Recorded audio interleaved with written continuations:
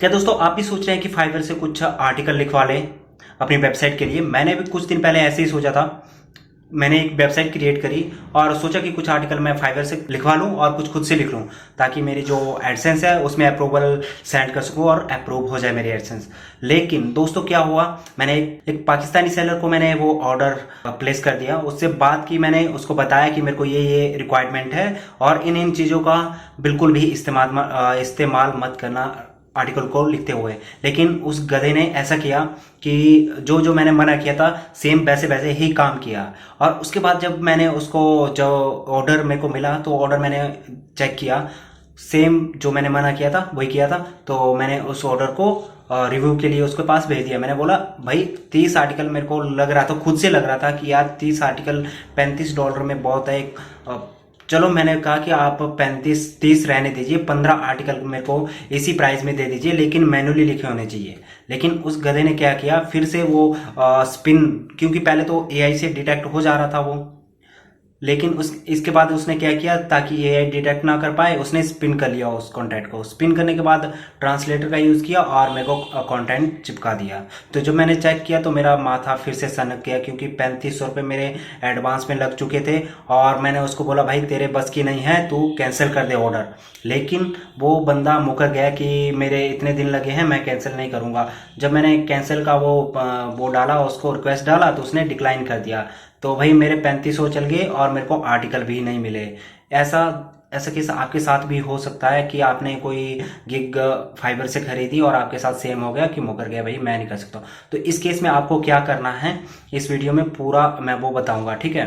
तो उससे पहले आपको कुछ बातों का भी ध्यान रखना होता है दोस्तों, ताकि आप जब आप वो सपोर्ट मांगो फाइबर से तो वो आपको दिखा सके आप उसको, ठीक है।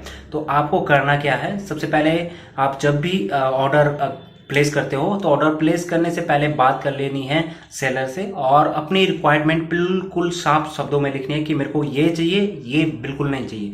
जैसे मेरे केस में मैंने बताया था उसको कि मेरे को एआई कंटेंट और स्पिन कंटेंट और ट्रांसलेटर वाला कंटेंट बिल्कुल भी नहीं चाहिए। अगर आप मैन्युअली लिख सकते हैं तो बताइए मेरे को, मैं ऑर्डर प्लेस कर दूंगा।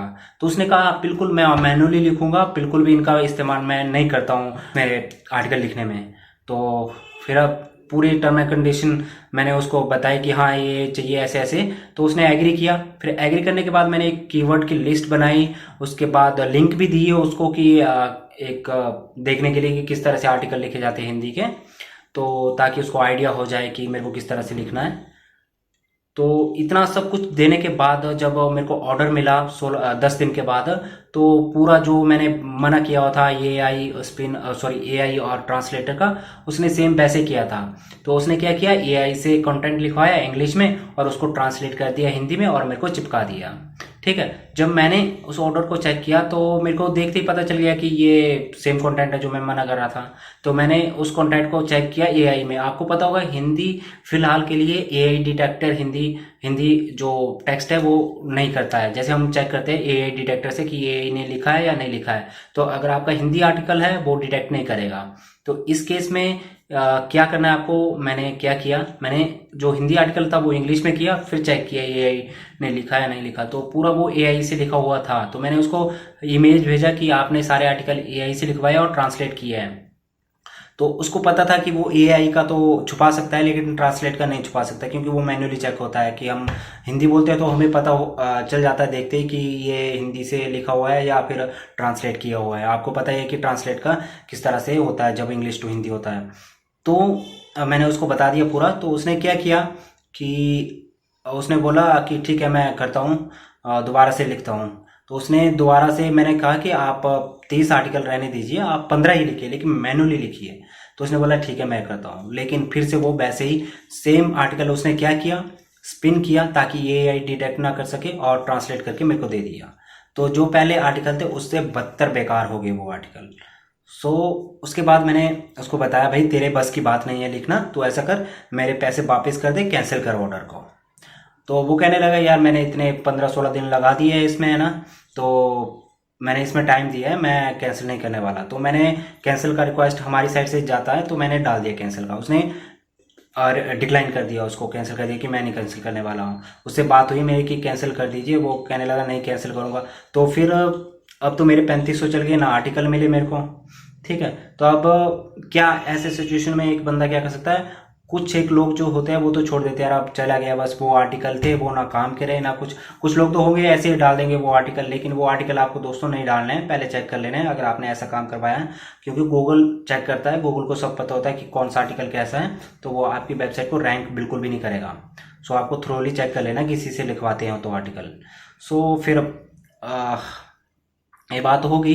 सपोर्ट टीम, जो फाइवर का सपोर्ट टीम होता है, उनसे कांटेक्ट किया। ठीक है, उनको बताया मैंने कि मैंने ये मैसेज किया था ऑर्डर से पहले से, ये बात हुई कि ये जो एआई कंटेंट नहीं होना चाहिए, ट्रांसलेट कंटेंट नहीं होना चाहिए, और यूजर ने मेरे को सेम ऐसे कंटेंट भेजा।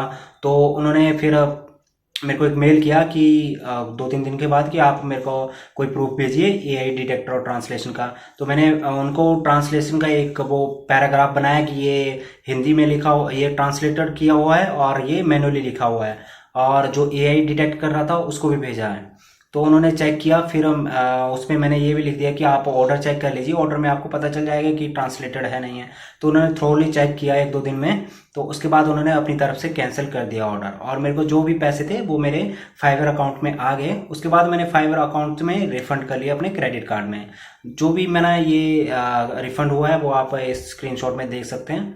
तो यहाँ पे स्क्रीनशॉट में लगा दूंगा, उसके फाइवर के जो जितने भी मैंने लगाए थे वो टोटल वापस हो गए। फाइवर ने जो वेबसाइट का चार्ज होता है फाइवर का, वो भी वापस नहीं लिया, उन्होंने नहीं काटा, क्योंकि काम नहीं हुआ मेरा, तो वो भी उन्होंने वापस कर दिया। तो दोस्तों, अगर आप भी कोई इस तरह से सर्विस लेने वाले हो, अगर आपके पास फ्रॉड हो गया, तो मैंने आपको बता दिया कि किस तरह से करना है आपको। पहले तो आपको रिवीजन के लिए देना है जितना रिवीजन उनका होता है एक सेलर का। अगर रिवीजन करने के बाद भी वो आपका बिल्कुल भी गलत होता है जो भी आपने ऑर्डर कर रखा है, तो उसके बाद आप फाइबर के सपोर्ट टीम से बात कर सकते हैं। लेकिन इससे पहले आपको क्या करना है, आपको अपना स्टैंड क्लियर रखना है कि ये यूज़ नहीं करना है और ये वाला यूज़ आप कर सकते हैं।